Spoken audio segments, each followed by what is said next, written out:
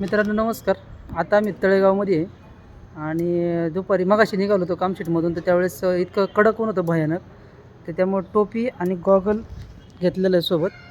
पण तळेगावमध्ये पोचलो तर वातावरण बघा कसं झालं आहे. आणि आता हे कसलं वातावरण झालं आहे बघा.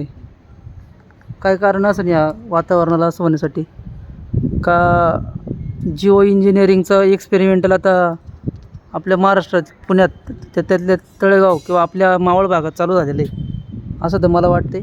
आणि आता शिंतोडे पडायला चालू झाले पावसाचं. आणि आता असं चिन्ह दिसतंय की पाऊस जर आला तर कमीत कमी तास दीड तास उडूच शकत नाही. लय खतरनाक वातावरण झाले आणि ढग ढग पण गडगड करायला लागलेत. बघू आता आपण पोचतोय का नाही वेळेवरती, आणि कळण किती पाऊस पडतोय काय पडतोय, त्याचं कारण काय आहे ते तर आतापर्यंत कळणार नाही आपल्याला. हे बघा पावसाचा थेंब पडला समोर मोठा. चालेल तर बघूया. बाय.